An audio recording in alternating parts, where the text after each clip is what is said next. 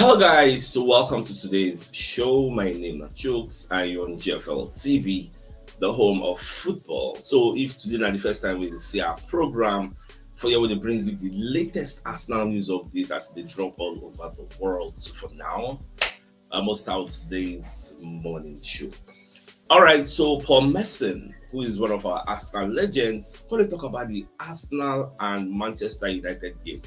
Now, Merson dey of the opinion say this match now must win for Arsenal, and in table in points. Why in feel so? And when I read the report put out by the Metro, he resonated with me. Say, Baba get points, get what's in the top there. Now, Paul Merson makes Man U versus Arsenal prediction in must win or predication in must win for Gunners. Now, Paul Merson feels the trip to Manchester United on Sunday is absolutely critical for Arsenal and their Premier League title hopes. Now, when you go down further in the particular report, you can see where Babakone explains, say, see, this is a must-win game for Arsenal. It's as simple as that. If you have a look at their fixtures after this weekend, it goes like this: Leeds United at home, Liverpool away, Forest and Man City at home, before a trip to Newcastle. Now, if they don't beat Manchester United on Sunday, I don't expect them to beat Liverpool, City during this run. So all of a sudden, they could be 7 or 9 points behind in the title race. It gets. In as much as everything we per match they talk now, still in the realm of speculation, because you don't beat Man U, no mean say you no go fit beat Liverpool or beat City. It gets. It will not be like 1 + 1 = 2.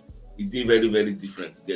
But I still understand in sentiment, say at least this match, and for me, we must not lose it. Yes, a draw could suffice, a win will be preferable, but we must not lose it. It will make sense. So we start on the losing note. No, I don't really like him. And when you really go down, they can talk about Victor Gyökeres. Say Gyökeres scored a brilliant header in pre-season.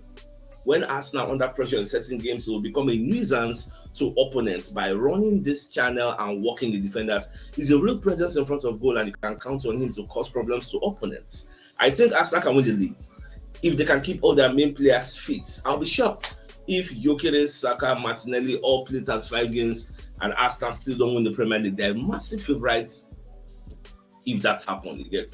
So everything we promise in the talk, how you take steer?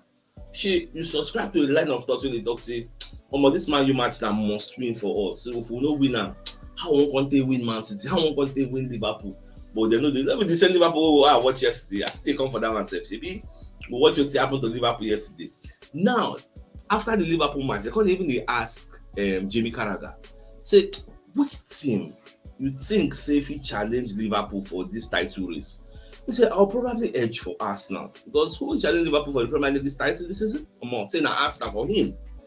But I don't know, for some reason, everybody they rule out Manchester City, forgetting that Rodri is back.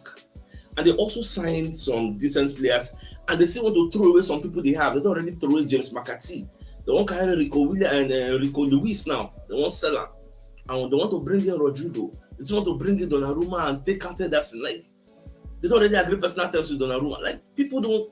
City, they put some kind of thing. They still have Elialan. They still have Savio, and they just turned down a £60 million bid from Tottenham Hotspur. They still want more, which means we'll not just rule out Manchester City. They will still be there in the grand scheme of things, and anything can really, really happen the way me I see. Now, when you watch the Liverpool match yesterday and you see what Antoine Semenyo did, it raises the question of why people know they go for this guy. Because this guy, in my opinion, I want my riot. Look at that counter attack. Say they carry the ball better, can go. Say they turn Konate and Van Dijk. Turn they go right, turn they go left, swipe shots. He enter. Like, you can't wonder why is it that nobody's going for him? I don't really know. You get, because what I see yesterday, talking about yesterday, Liverpool beats Bournemouth 4-2. But this 4-2, when you see them go, you say, Liverpool won't kill them. This does not tell the entirety of the story.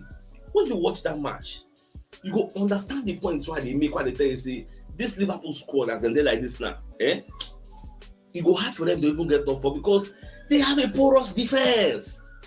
That's what they tell you. Look at the first two games they don't play now. 2 goes up, 2-2. Look at Crystal Palace. 2 goes up, 2-2. Look at Bournemouth. 2 goes up, 2-2. This Bournemouth self now makeshift Bournemouth play defense. Goalkeeper Arrizabalaga, they. Even Milo Kerkes, they play for Liverpool, former Bournemouth, they. Dean Hodgson, they. You get another one again. When on PSG don't come carry. I don't forget his name. I don't forget that his name. That one self no day. So then get many. One of their players, Quintera, they.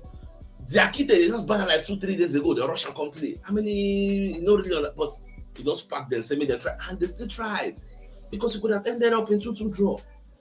That is what I'm telling you, that Liverpool have a problem in defense. It's not enough.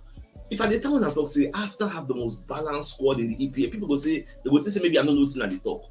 You can see what is happening with Liverpool. But they will concede a lot of goals this season because of the defense.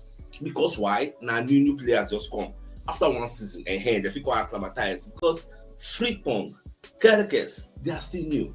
And from the look of things, maybe Konate will leave, maybe Konate go there. If he leave, the problem will be compounded.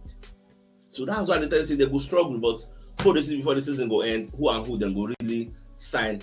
And as this game went down, it gets so even and slots when they talk about the game, say when it was 2-2, do you know the player was looking for to come on? Said Diogo Jota. I couldn't call him for terrible reasons. Because that's why they tell us, when you look at their bench, it is scanty.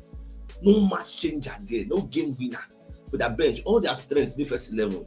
He gets. Look at Federico Chiesa when they talk, say he's surplus to requirements. They won't sell him. Last now, they don't beg and make it stay.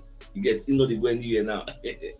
So that's what it just be. But at the end of the day, are they happy to say at least there will be super competition for this league?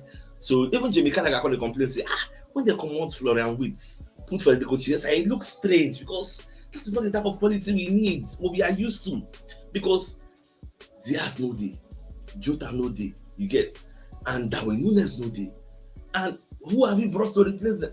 Well, I just move on to another story. This season is going to be quite interesting. Now, people like Ben Jacobs, when they talk, say, when you go over there at St. Vincent's Park, the situation is very, very tense. Newcastle and Liverpool locked in standoff for Alexander Isak. So, Babaka talk say, from Liverpool perspective, they just watch from afar. Just they observe what's in the happen because there's radio silence between Liverpool and Newcastle. So, although Liverpool never walk away, they're still there in the grand scheme of things, waiting and seeing whether opportunity will come around. But they just hijack the player. Now, Newcastle are told to forget Alexander Isak. Eddie Howe, they insist, say, Newcastle must forget Isak while he's training, because he train on his own. But what really piqued my attention for waiting Baba the talk now, the fact, say, I want him to play. I want him to train. I'm reading from the 1, 2, 3, 4th paragraph. I've had those conversations with Isak, but the details of those conversations will remain private. So whether Isak will listen to Ram or not, I don't really know. But now fans don't they frustrated, say, "Oh, when I could sell him, get collect money, let's move forward." Nobody will come hold us hostage. So the expectation is that Liverpool will up their offer, bring in £120 million, and Newcastle will accept. That's the expectation now moving forward, but we'll see the watch. Now, in the midst of all this news, did you know that Thomas Partey has made his debut at Villarreal? Are you aware? So if Baba don't play for La Liga, you get, so I'm very happy for that. Make him continue. So Galatasaray don't submit an Elderson bid, so they want to sign a Manchester City goalkeeper, but then they offer small money because Man City 7 won't sign Donnarumma. So next season. Well, it already start already. Why the shout next season? This season, don't be next season again. At this season, because it already starts. Now, the London Evening Standard computed this report on Max Dolman. Mikel Arteta confirms Arsenal starlets will be considered for Premier League minutes. Now, when you read this report, they say he's going to be in and around the team. That's Arteta speaking. We are going to have to manage his developments very well, his next steps. And now we are fully connected with everybody in order to achieve that, Arteta said. Dolman caught the eye during Arsenal's preseason tour. Don't say everybody can't be aware of the boy, but those who never see him before, those who watch academy football, everybody can't really see the boy. Say, this boy good though. But see where can catch my attention. Dorman is permitted to play in the Premier League and cup competition, but will have to wait until he is 16 before he is allowed to play in the Premier League and in the Champions League. So this one, I said, wait a minute. I thought he has to be 16 before he plays in the Premier League. But now the London Evening Standard are saying he has to be 16 before he plays in the Champions League, that he can be called upon to play in the Premier League. I mean, no wonder. So make I put him up again. Dorman is permitted to play in the Premier League and cup games, but will have to wait until he is 16 before he is allowed to play in the Champions League. So we'll just watch, because I see him yesterday when they train with the Arsenal team. So we'll just watch. Hopefully, maybe against Manchester United, if you see him for bench. So then we will confirm within London Evening Standard the talk. Now from that. All right, so Chris Sutton and Alan Shearer, how do you predict Manchester United versus Arsenal, and they're going to disagree on the outcome? So first off, Alan Shearer, how do you predict, say, making no lie, say this match, say it's tough to predict though. Say it's very, very tough to predict. There's always a surprise result in the opening weekend. I don't know what surprise results will be in this game. It's so tough to call, with so many interesting moving parts. Gyökeres on one side, Sesko on the other. Amorim and Gyökeres know each other really well. Zubimendi may free up Declan Rice more. Man, may have done really well in 4 positions. It's a tough one to call so early in the season. There will be needle at the Old Trafford. However, in the sea draw, you get, say, in the sea draw, because these are two giants who go play together. However, Chris Sutton don't agree with that one. Saying, "I lie you say Arsenal will beat Manchester United 2-1." You get, it's going to be close, yes, but I feel really positive about United this season, because they will lose this, and Gyökeres may just have the final say against his old manager. Now, waiting Chris Sutton they talk what they discuss for the BBC Sports column. Now, at the same time, because they talk about Manchester United having a big advantage this season. They don't have European football. So they might be playing once a week, when everybody else they play maybe twice a week or thrice a week. So that edge, they will have more time to rest and approach games, unlike every other person. So that one edge will be say some points they feel say go help them make the top 4 and breaking it. In fact, when Rooney was saying he's seen them breaking into like top 5, and he will not be surprised if they finish 3rd. Now where Rooney hang the ball put. So we'll just watch. Now Mourinho don't follow. Now, Arsenal make contact to sign Lee Kangin.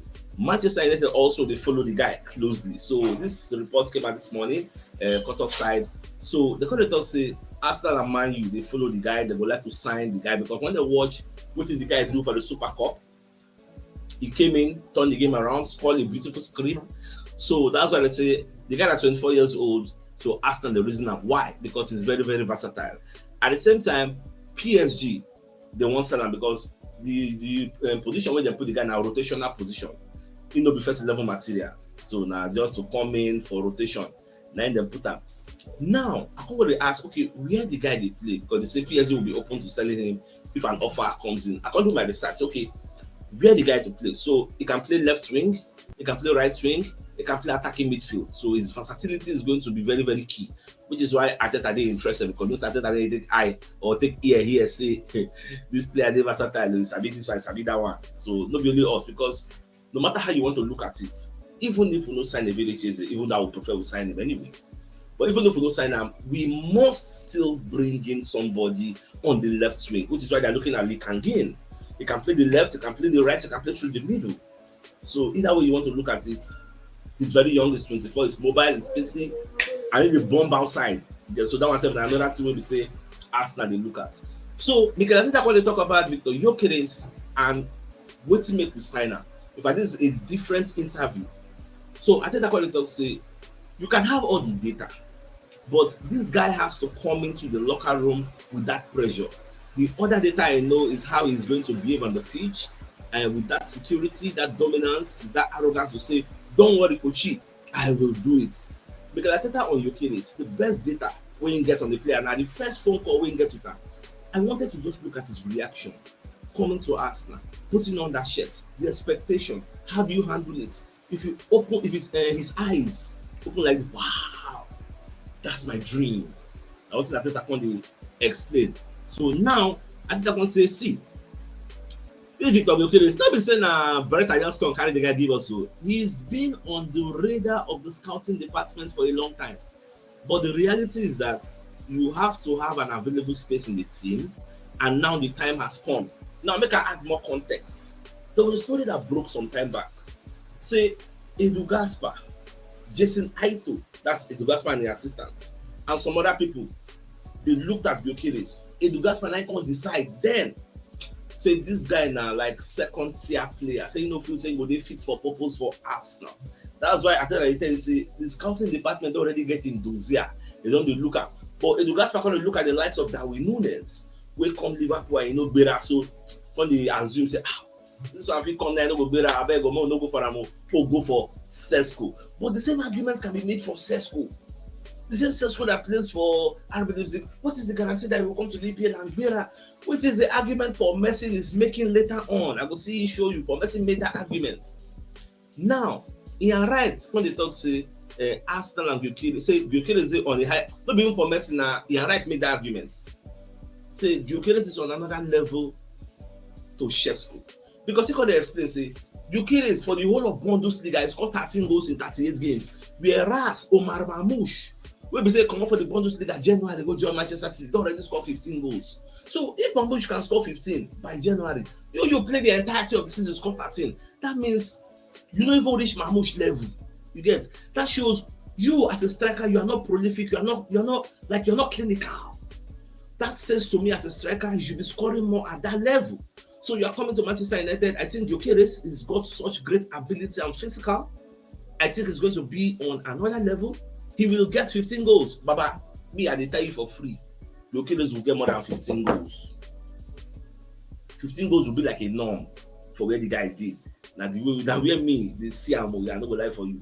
Now let's bring you a minute from one of our sponsors. So Mobile World Associates and Co Limited, they're into construction, services, dredging, canalization, real estate, and shore protection works. They're also into mechanical and fabrication services and procurement services nationwide. So if you want to reach out to them, you can call them on +234 80646422 34, and they're located at number 7 Kennywood Road of Razi, opposite St. Stephen's Anglican Church, Port Harcourt. So if you're interested in any of their services, please do reach out to them.